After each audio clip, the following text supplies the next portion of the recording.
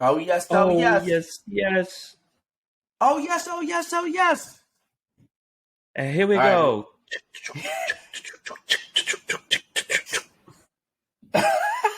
What track is that? Who the fuck knows? All right, yo, we're gonna listen. We're gonna get right into this. I know we kind of been back and forth with the podcast. I think we only launched one episode since Mike left to Ibiza. Mike is back, and I'm back on my grind, and we got something new for the podcast. So we're still gonna do what we usually do, where we just talk shit. We're gonna put up those episodes as well, but we're gonna do something new every week as well, and we're gonna spotlight a DJ. And this week, we're going to spotlight Carl Cox. We're going to talk a little bit about his background, the history, tracks he produced, DJs he DJs with, clubs he's done, his entire career. We're just gonna touch on little things here and there, and hopefully we get better as we continue to do this. So here we go. Carl Cox. First thing, he's 60 years old. He just turned 60 in June or July, I think. And that's pretty amazing because he has longevity in the game. I think over 30 years he's been DJing. Not 38 DJing. years. 38 years? That's crazy. That's well, not even DJing. more. But that's not DJing like little parties here and there. Like he's been like he started as a mobile DJ, but he's been DJing in the club circuit for at least a strong 30 years. Maybe even more. More, because he's 60. He started when he was a teenager. He DJ'd his lunch parties with his boys in the UK. But then in his early 20s, he was DJing as a mobile DJ, right, all around the UK. And then he gained his rapport, or like a household name like he is now, by 27, 28. And he started this whole thing when he was 8 years old, his whole interest into the music. Oh, yeah, so 27, 28 into the big clubs, that's more than, that's 33 years, 35 years. So then if you think about it, really 52 years, because he was obsessed with DJing as a whole. Yeah, DJing as a whole, yeah. Yeah, but I'm saying like in club circuit, like real clubs, that's still insane. Most guys, I don't think they get longer than 10 years at the top. You know, you have guys that have been at the top for 20, 25 years, 30 years, but that's a small percentage.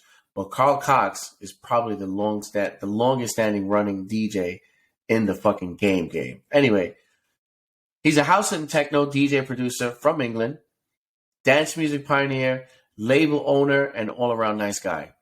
You know, you hear him on other podcasts or interviews, and he just sounds like a great guy. And he's the only DJ in house music that uses the mic. And I remember I heard an interview with him, and he says that he grew up talking on the mic when he was DJing mobile parties.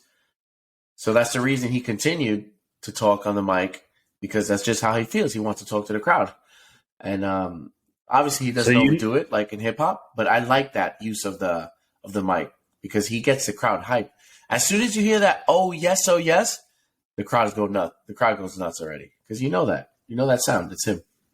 Yeah, but you know what's crazy? When he first started, he was real shy, and he wouldn't actually DJ in front of a crowd. And the old school clubs didn't really make a spectacle out of a DJ back in the day.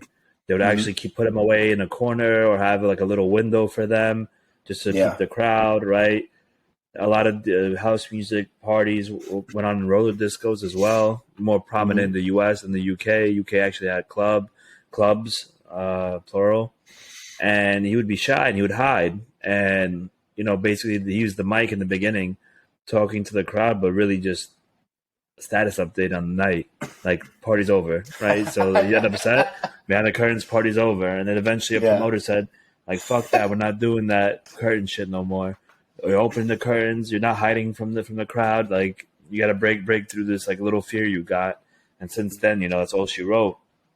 He became, you know, this kind of big persona and personality behind the booth on the mic. And that's what makes him so special, right? And I think him and Danny Tenaglia, both use the microphone still. Nobody else, unless the end of the party. And it's like, I feel like it's kind of like a LeBron and Michael Jordan comparison, because people always say, who's the best? Who's the DJ's DJ? And you could really say that about both of them, right? Because their longevity. and their skill set and their kind of with the times kind of approach, right?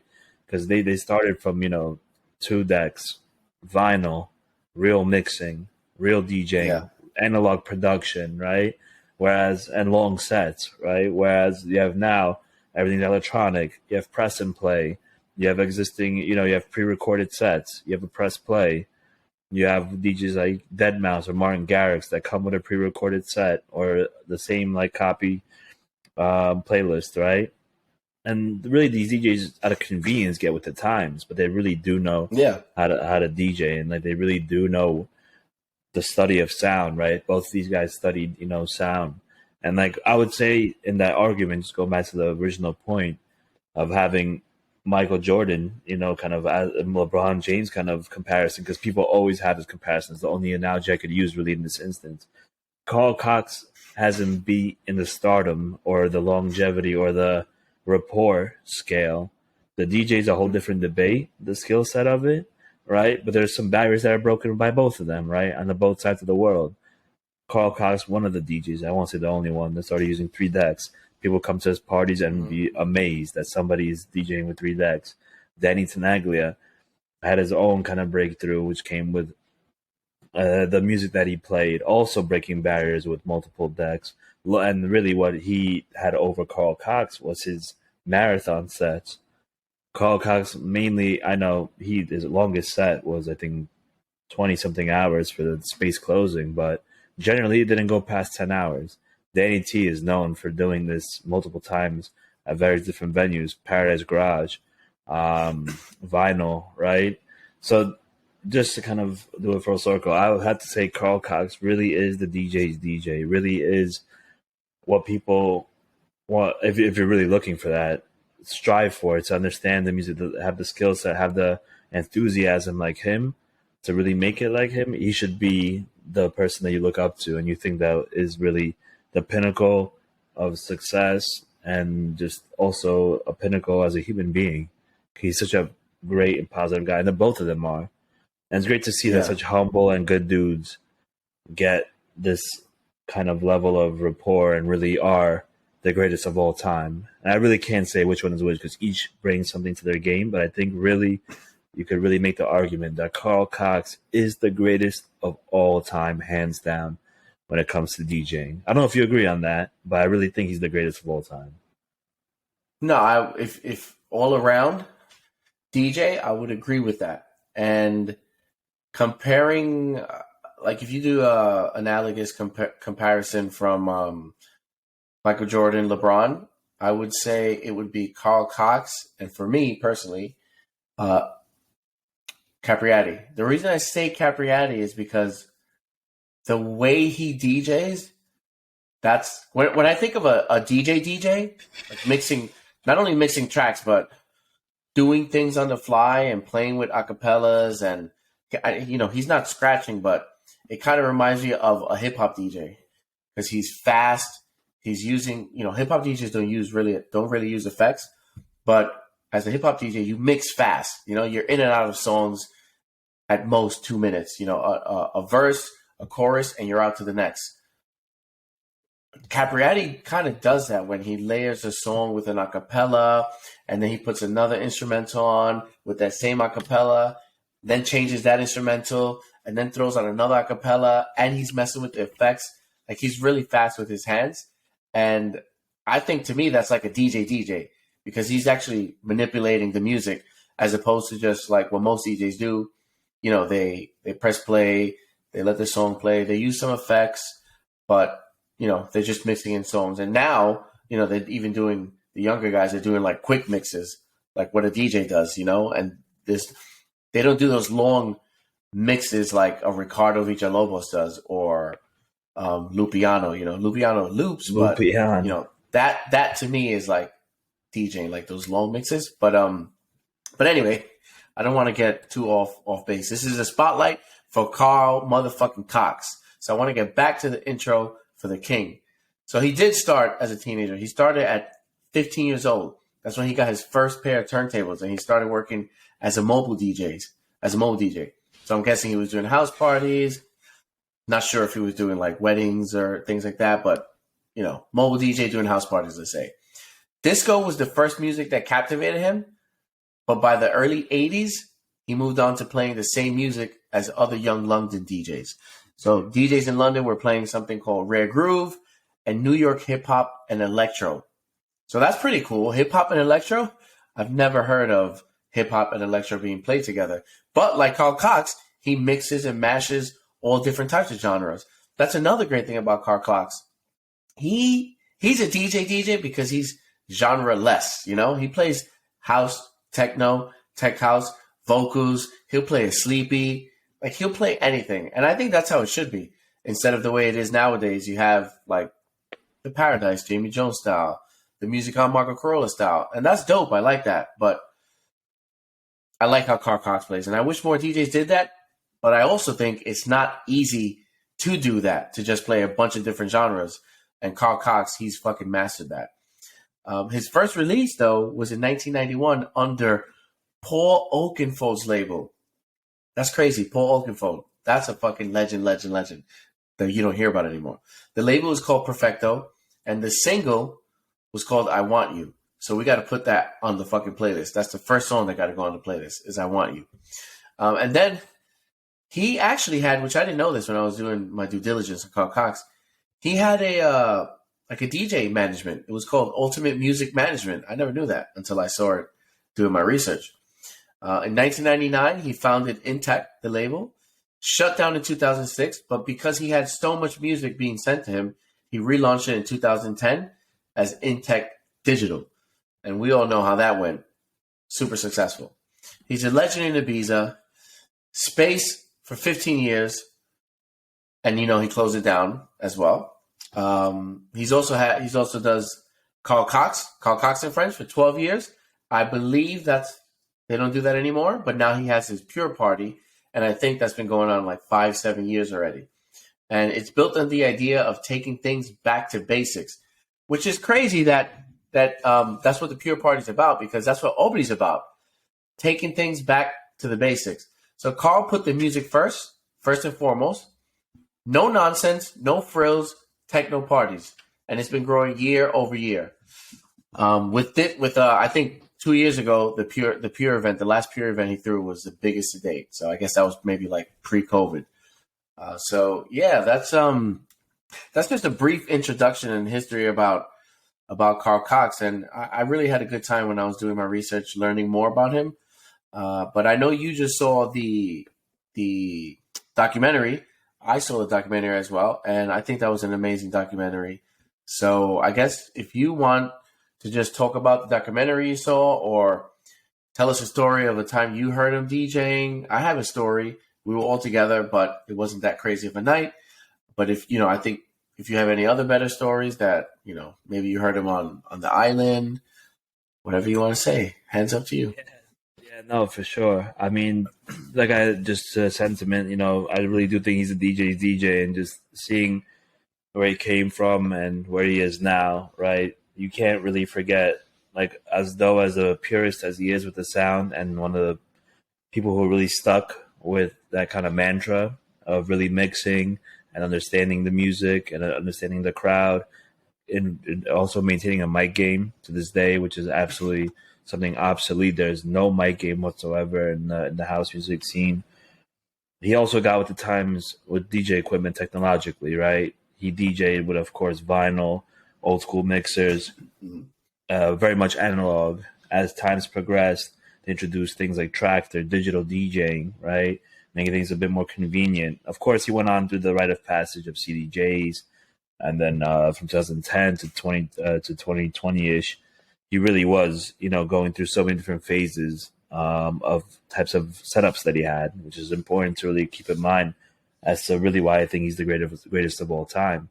He went from having Tractor and using, the controllers, the X1. I think the other one is the F2, where you could do live samples into it. You could do loops. You could really, you could do a whole bunch of things with it. And of course, a Pioneer mixer, right? He always stuck with Pioneer, but I think that's because he had a partnership. But he always pushed the boundaries with technology to really get as creative as he can with his sets, right? A lot of people don't do that, or they really don't. They stick to what they know, how they DJ, and they don't switch it up. But he really is always pushing the boundaries. Even looking back in the day, using 3 decks, that really just shows who he is in terms of the music, right? Outside of the music, he's one of the nicest guys, so it seems. And within the music, he's one of the biggest, forward thinkers, forward pushers. From the tractor setup, he started using a whole bunch of Pioneer equipment that helped you use live samples, that helped you use stems and create tracks as you go.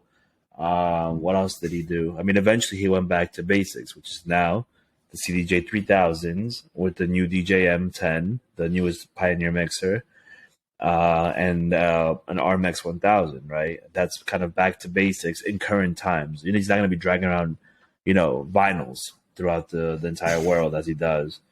No, so I think it's really important to keep like that in mind to see how he changed. A lot of DJs have not done that, or at least I haven't seen, but really a lot of DJs use the tractor a lot through the 2010s, if you want to call it that. Everybody switched back to kind of the purest forms now, but he always pushed that boundary. I think he tried everything when it came to the music, right? It never really broke kind of the mantra and his approach, within that world. But going back to kind of my experiences with him, I've seen him many times since I've been to the music my entire life, hands down. But one of my first festivals was actually with Carl Cox at EDC 2012. When I saw him with him, he opened up for Danny. So it was Nicole Modaber, Cassie, John Digweed, Carl Cox, and then Danny T. And this was around the time when Danny T was saying that he's retiring because he lost his laptop. He had a horrible tour. He's saying, I'm retiring. I'm fed up with this shit. And people kind of misinterpreted it. Like if you really read his message on Facebook, he was just saying, I need a break, and to people, it's appalling to want a break as a DJ. How could you not share the music? We love you, blah, blah, You have the best job in the world. And, he took the break. And then it was I saw him DJ and and John Rundle was there too, which is one of his co-label heads on Intech Digital. So he also DJ'd at EDC. But really, it was my first time ever seeing him live. And I've watched his YouTube videos from Ibiza, heard the histories of, Space Ibiza, and it really blew me away. Danny T really brought me to fall in love with DJing and music and everything, but seeing Carl Cox just blew me away. And that energy I saw in 2012, which is 10 years ago exactly, is same as it is now when I seen him recently for the Heart and Soul party going back to back with Danny Tenaglia, another legendary party from New York City. For them, and it's obviously a common theme for these two to play together, right? New York City, they had the Twilo, which is one of the most legendary events in the city. Those posters, that night is still very much, embedded in the club goers' minds. More veteran ones because this is, I think it was at the Tunnel or Limelight. It was at during one of those presidential holidays. So for me, it's always been a pot. I've seen him in the Ibiza, and it never changes, right? You see DJs that give you shitty sets. You're like, oh, I hated him there, or I hate how he DJ'd, or I hate when he used Tractor. I like when he did the CDJs, or oh, he played techno. That sucks. Consistency is really key, and never ever have I been disappointed. It's been the same thing. I saw him in Pyramid in Ibiza, which is kind of the most overhyped club that's within Ibiza. It's so big, it's more like a festival. Still blown away. Played with other DJs more on the techno side, or more with I guess a different sort of tech house or deeper house like Massioplex, Adam Bayer. Still his own self. So honestly, even the Governor's Island party, right? It's just a very high energy, great set with a mix of many different genres. Kind of just goes to show his history of mixing so many different genres that he had historically. But yeah, for me, the best night I ever had with him must have been the back-to-back with Danny T that I saw at Brooklyn Mirage. I think it was last year, right after COVID started touring again, etc. That blew me away. Seeing them go back to back is something so mind-blowing. Such a huge fan of them equally. I think obviously I'm a little bit more biased being a Danny T fan, a bit more than him, but I still think he's the greatest of all time when it came to that. I just remember we saw him too at BPM, the Jungle. Remember?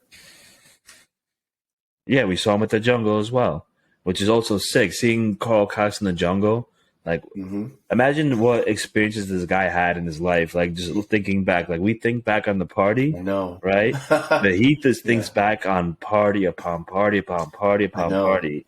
And, like, Crazy. I don't know the guy personally, so I can't say, oh, he didn't do all the negative things the scene does. I'm sure he messed around with shit, you know, but you never heard a story of him. I think he said he never did.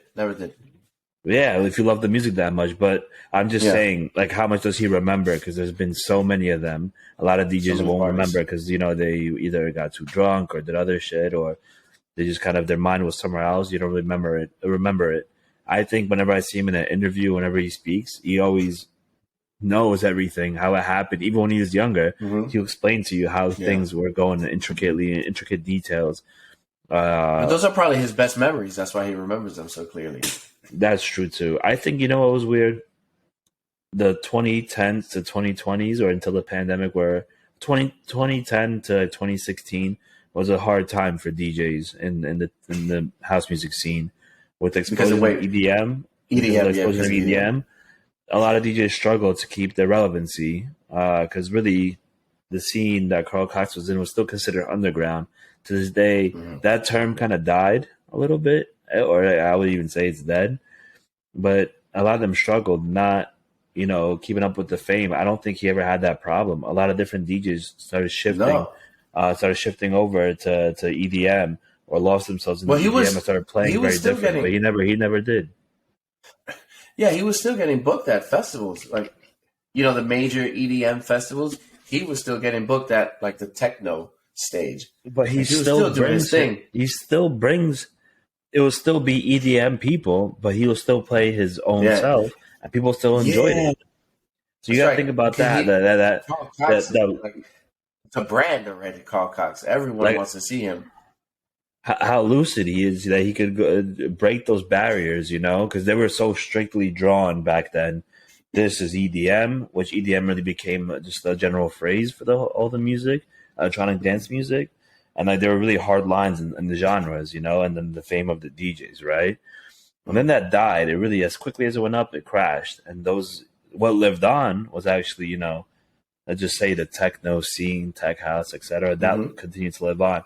That's what had its biggest longevity, you know, historically. This has been going on since the early 80s, mid 80s, the explosion in the 90s, right, with the fall of communism, with this freedom, like the change in the youth, like the documentary mentioned.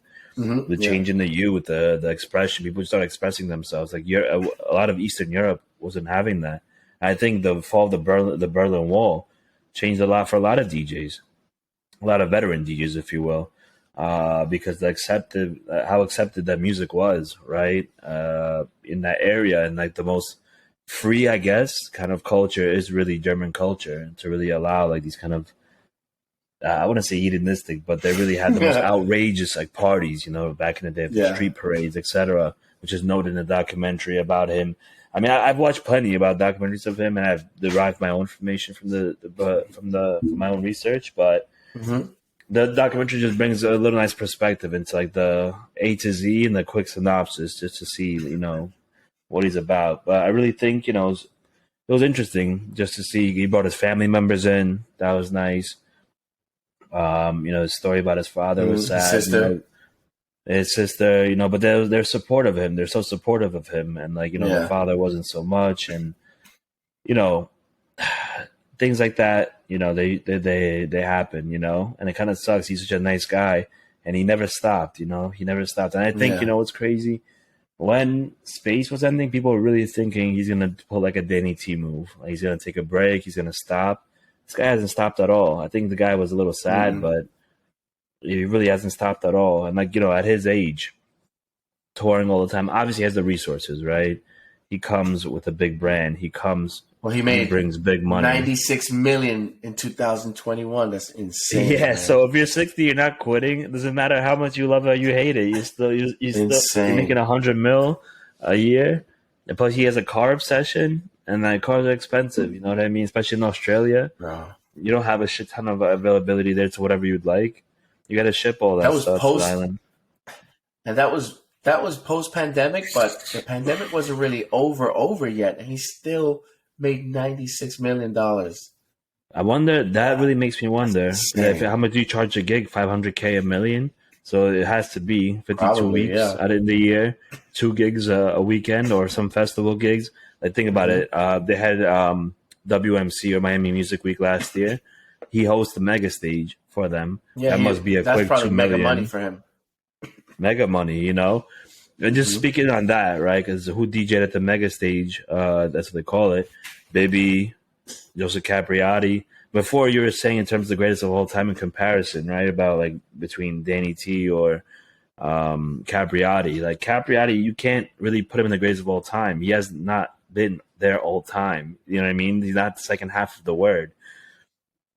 He is really wait. Great. Hold on. They had this argument in basketball too. Is that it's too early to say greatest of all time? But if you're great, you're great, man. Like, if you're great, I'm talking skills wise. But that great doesn't have to do. But there's no stats. There aren't any stats in that. Argument is dead now, because LeBron, on just a comparison, on the Lakers, is a complete flop, and he's been a flop for years. And MJ till the end was not a flop. Oh, yeah. Let me put it this way. But hold on. The way you spoke about him DJing, he doesn't DJ like that anymore. You got to look into it. He does not DJ that kind of quick, like snazzy, crazy. You know, I know. No more. Capriati does not DJ like that anymore. He really plays very different. He plays very much slower, so you can't give him the GOAT status. I'm talking about two heavy hitters historically who's been through it all, had similar backgrounds from different parts of the world, who are the DJs who produce some of the best music, who really drove the culture forward to where it is now. Now, all I want to say is, yes, Capriati's in the Danny argument. T only drove the culture in New York City. No, worldwide. Look him up in Ibiza. Look him up in the States. Look him up in Europe. Look it up in Italy. Look him up how popular he was in Japan and in Singapore. Like, his fame now is a little bit different. He took his aging very badly. Like, Carl Cox kept living on. It's not even about the money aspect either, how much you make it, but to give some credit to your argument. Who taught Capriati? Carl Cox and Danny T. Like, he's influenced. He's like a protege and a mix. Let's just say like a baby of really Marco Carolla, Danny Tenaglia, and Carl Cox. That's what he is. Carl Cox taught him how to expand his musical scope, right? Mm-hmm. Marco Carolla taught him how to actually play longer sets and cleaner sets, right? Danny T taught him a bit more about customizing your sound and being more custom with your sets, and also being a bit more into the heart and soul world of it. He lived with Danny T for a couple months here, you know what I mean? He toured with Carl Cox in Australia. He did a whole residency with Marco Carolla, Music On. You know, he's the protege of all these titans from historically from it. So you can't see the greatest of all time in terms of DJing, like in terms of production, all that he did. You can be a protege and be the greatest of all time. Of course you can. But Kobe was a protege of Michael Jordan. He's not the greatest of all time, but I think it's Jordan, Kobe, and then LeBron. But I don't even think Capriati is Kobe status. He's not there yet. You can't. But wait, what are you going off of? There are no stats in as a DJ. There's no stats. It's not about stats. It's just the general argument. Skills. The general argument. Then it would still be Danny T and Carl Cox in terms of their sound. I like. So in terms of their longevity. Tell me a DJ who That's age. You can't say longevity. But they've DJ'd equally as long as they have. Because they're older. But they're the same age, and they have almost the same accolades in their accomplishments. I'm saying Carl Cox and Danny T are older than Joseph Capriati, so you can't say like, oh, they DJ'd longer. Of course they have. No, I'm saying they're the greatest of all time. Both of them. The argument should be between them two, because they have the same amount of accolades in their history of DJing. And I'm not saying Capriati's the greatest. Scene. I'm not saying he's the greatest of all time. I'm saying that when you made the comparison, like Michael Jordan, you know, he's old. LeBron, he's young. That's all I'm saying. Carl Cox, older. Joseph Capriati, younger. Oh, I didn't get that. But I thought you doing it head to head like that. But in terms of the accolades, that's a comparison point. But yeah, who knows what's going to happen in the future? Really going back to the topic at hand. I mean, it's important. I think what Joe, I know, I want to go back to Carl Cox, but I have to say one more thing. I think what Capriati fucked up, and I don't know why. I don't know what's the reasoning behind it. Maybe I don't know. Maybe they have some data behind his fans or where his fans coming from, and they like techno more. But the 100% JC that he hasn't done that. That to me it's a shame because to me, that's how I like him. Those are the best sets. Joseph Capriati, JC, 100% JC, those are the best. He played the best. Those are the best parties. I don't really enjoy him when he plays techno. Remember we went to Brooklyn Garage and he was playing techno and it was, I mean, I was bored. Maybe because we don't really like techno like that. That's what he loves, though. He loves that. You know, that's where he started too. Drum Code really put him on the map. CLR also, he released with them. He played vinyl sets playing techno. He loves techno. But the way he played JC, 100% JC, I felt that love of that because he likes house music too, like old school. Remember he played Cielo with what's his name, the Puerto Rican dude, Louis Vega. Like he's always bigging up like the older DJs, classic house music. He's always dropping classic house music in his sets. So I mean, yeah, he's acapellas from classic house music. I mean, I've seen him also DJ with Louis Vega, not Marco Carolla, but Danny T. He's just a baby of influence of all that stuff. You see what you like. I mean, it's also if you get to that stardom, you have the choice what you want to play. You can play both. You know what I mean? And like his party Metamorphosis or whatever it's called in Ibiza, it doesn't play techno, but it kind of has that mix of techno and tech house. It plays both, but he knows how to do that. He knows how to mix both, but not as good like Carl Cox, let's just say.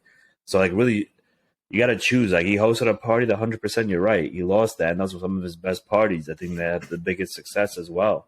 But I think he's trying to like now break a different boundary because once you hit a certain pinnacle with it, you're like, what's next? You know, am I gonna just really like suck the money out of this, right? And really just like I still love what I'm playing and shit, but like, where am I pushing the boundaries, right? That's what kind of makes him into the argument. He really will go in the history books equally as the argument I was making for Carl Cox and Danny T, because he's trying to make that mix now of techno and tech house. He always has.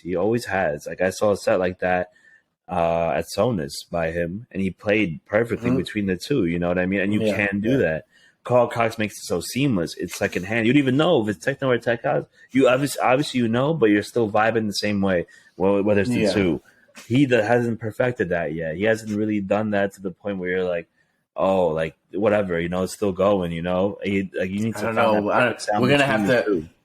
We're gonna have to listen to some of his sets to see, because to me, I know what you mean. You can't tell. Like you can tell that they switched from techno to tech house, but the transition is seamless. You can't tell with Carl Cox because it's just a straight energy. It does. There's no really like up and down. It's just like straight energetic.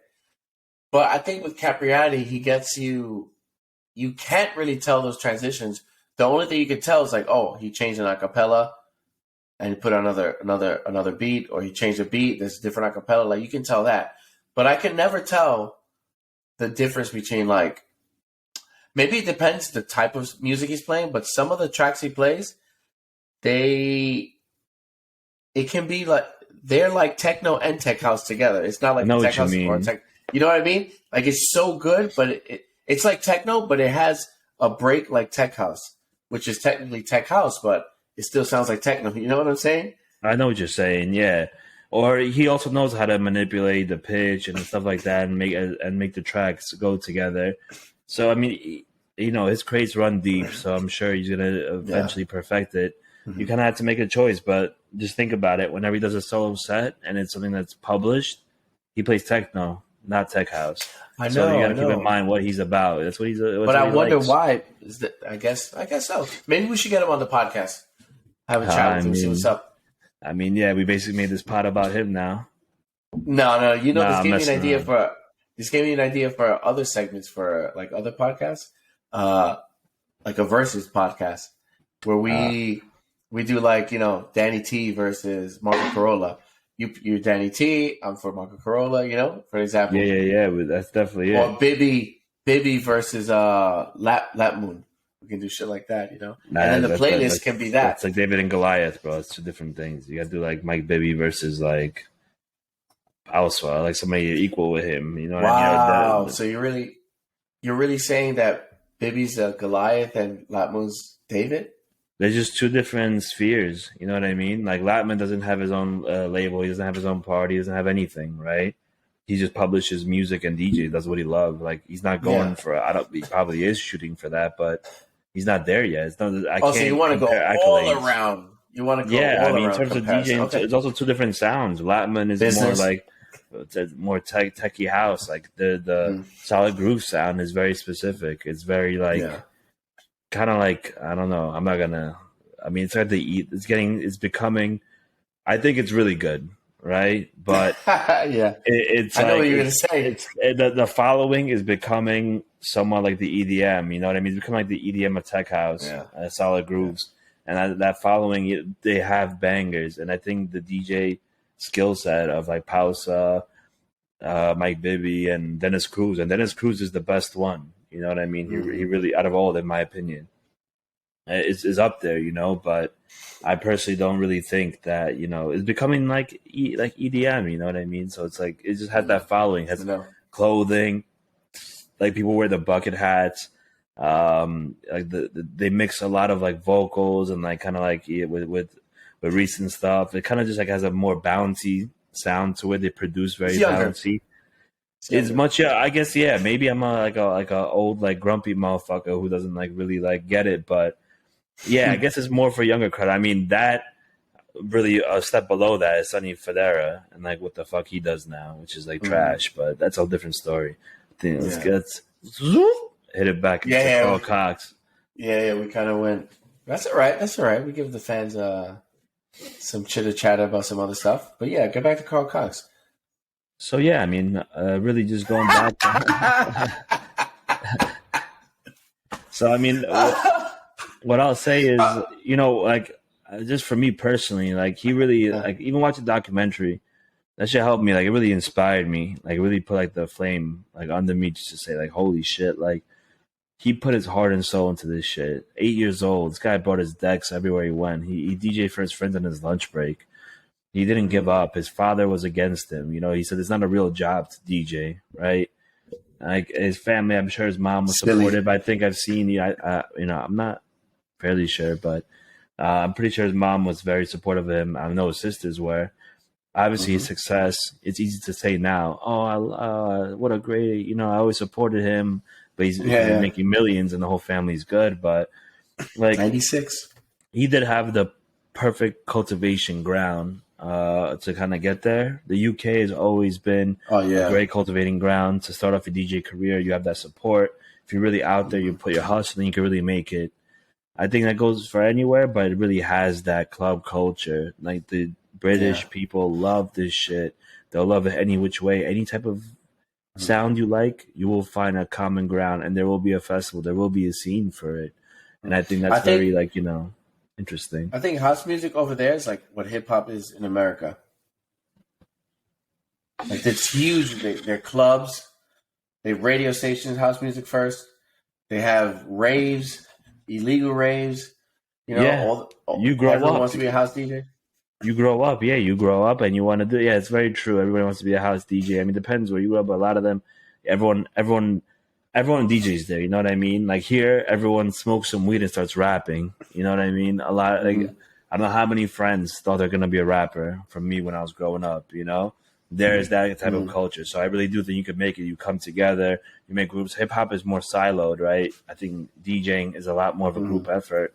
If you're friends, or you could DJ with your friends, or you throw parties, and you become like, if you really stay committed to it, and that kind of goes to show the consistency, the discipline, what he wanted to do.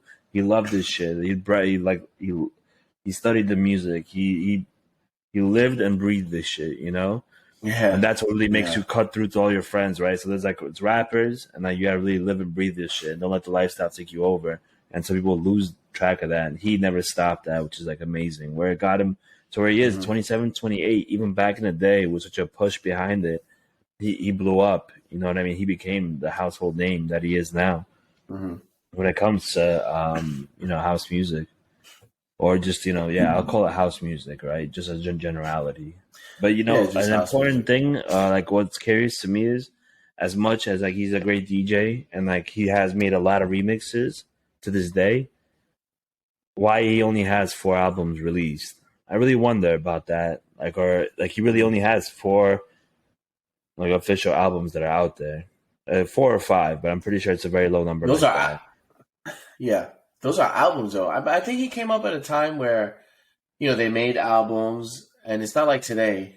He also came up at a time where they were selling CDs and records. Now today it's Spotify and digital download. So you got to put music out there. You have to put a lot more music out there because the game is different for yourself as a DJ. And people get tired of a song after like 2 weeks or something. So it's all about pumping out music nowadays. But like he'll make a remix or two, like I just mentioned, right? He will make remixes, reworks, edits, and he'll release that. But he hasn't made like an EP or an LP or anything. He hasn't released anything like formally to be like his. Or like he didn't do like old school back in the day. DJs would record their DJ sets and then publish that. You know what I mean? That's very popular. Mm-hmm. Like he really hasn't created a end to end like piece of work in the studio. I know. And that kind of is the tune of.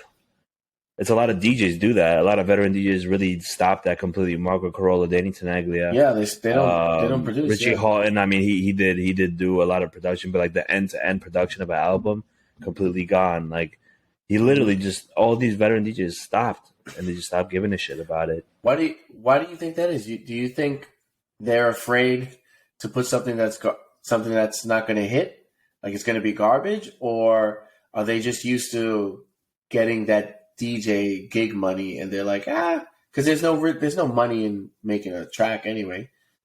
So are they scared that it might be a flop, or there's no money in it? I think maybe both. I don't think they're scared. Yeah, I think it's a combination of both.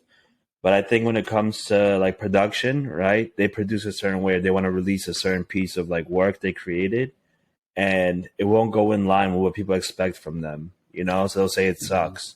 So maybe they tried, released a track or two, and it was like the way that they wanted to produce a track, and they went super hard. They put their heart and soul into it, and then like people were just like, "Well, I'm used to you playing high energy. Why'd you make or like for example, he made a remix of Jaguar. That's one of my favorite remixes of that track, and like I like that a lot. But let's just say generally people will say that shit sucked. I like the original. You don't play like this. Why is it so slow? Why is the BPM so low on this?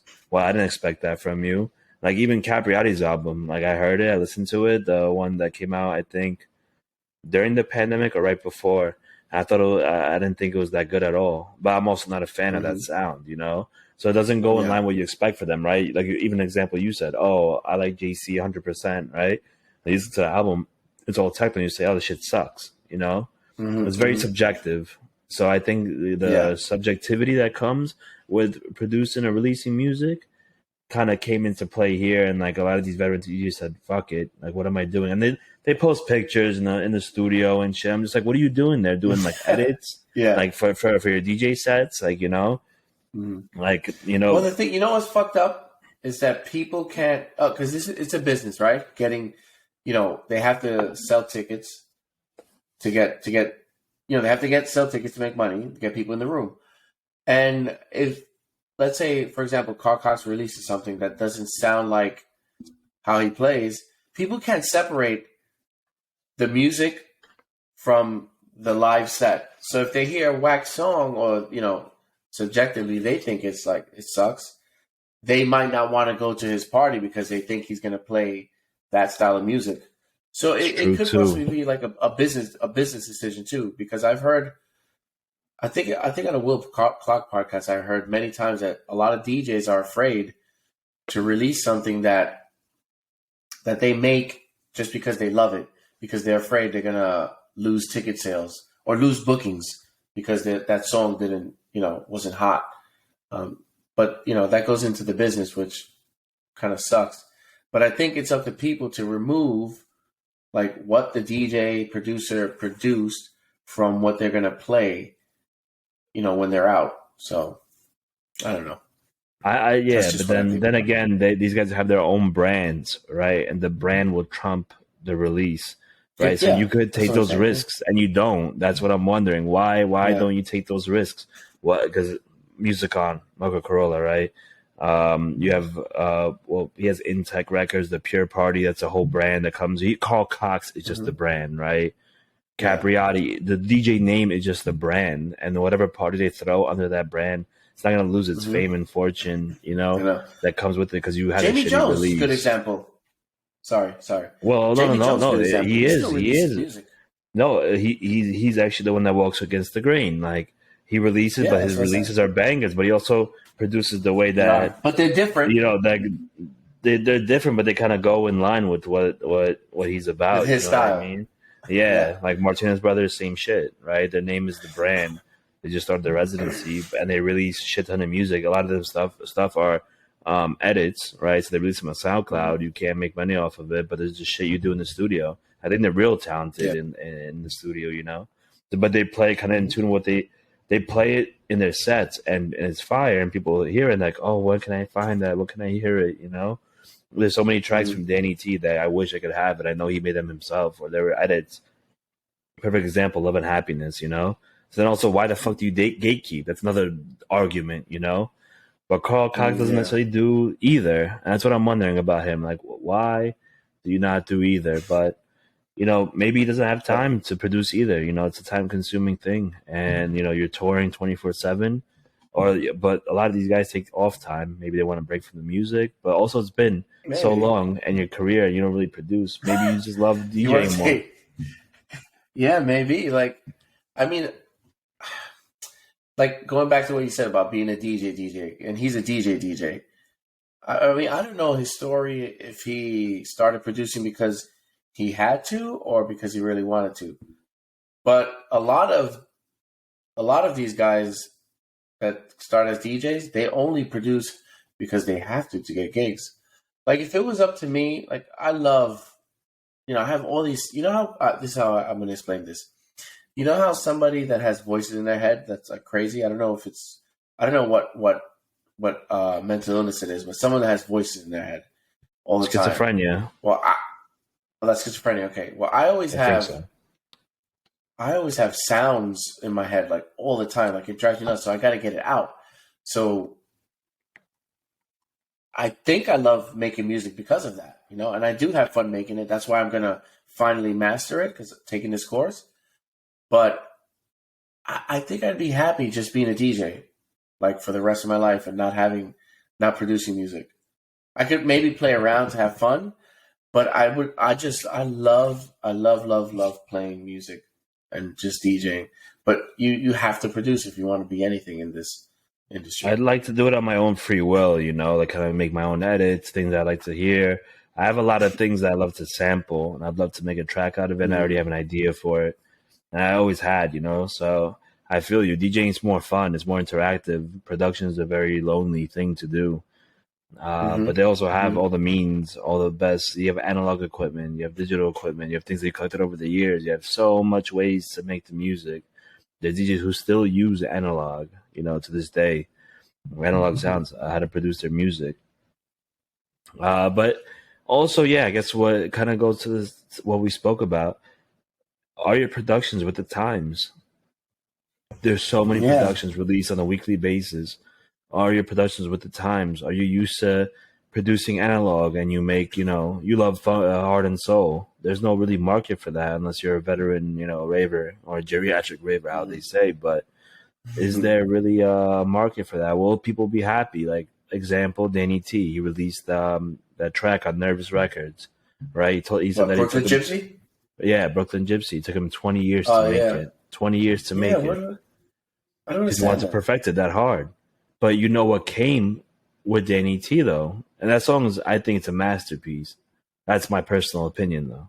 I think it's a masterpiece. Okay, I think just the piano chords, the if you know him as a DJ, the bass line is so like him to the T, and it's just like, it's really, I think, a masterpiece of a track.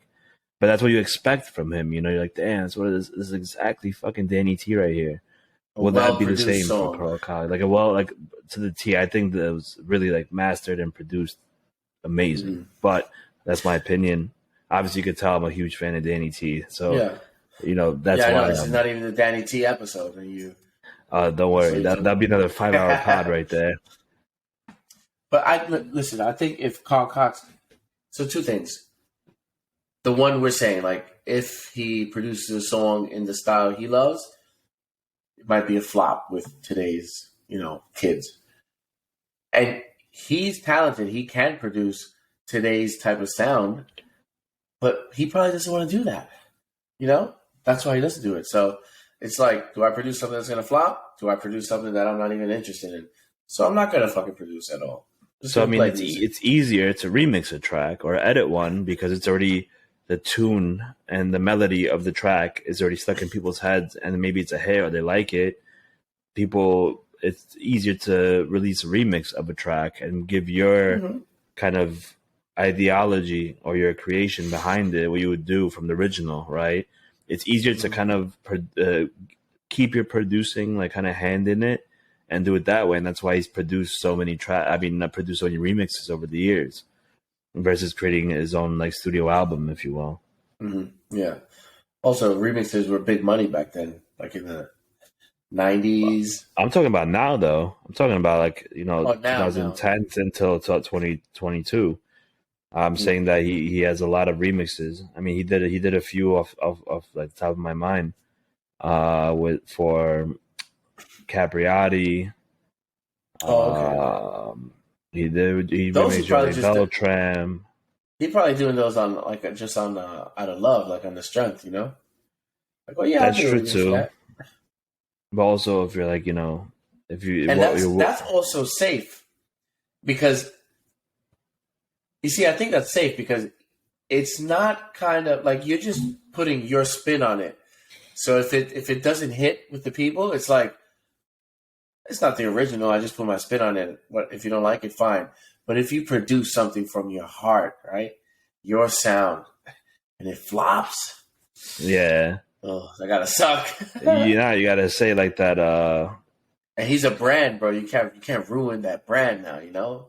That's like if Coca-Cola comes out with some fucking whack product, it ruins the brand. No, I don't think it would. Nobody's gonna say, "Damn, this track fucking sucks." I'm not gonna go to the Carl Cox show, unless you're like a new fan. Never know. What's his market? What, the young kids? No, it's people like between 25 to plus. That's young 25. You go to a party, Carl Cox, there's all ages there, especially at the festivals. Young people go to listen to him. I don't think a flop album will be Carl that. Cox. It's not like a rock band that's touring their album. Think about it, right? It's a DJ who brings his sound. Yeah, let's get him on the fucking podcast, bro. We'll tweet this. No, we'll send this to his Instagram. If we get that reach, for sure. I mean, we'll see. I think we should ask him why he doesn't produce anymore, or if he does, why doesn't he release? I'm sure this guy has crazy crates of like productions, but really looking into. Who the fuck is OBRI? OBRI? Oh no! OBRI. It's not fantastic. Not fantastic.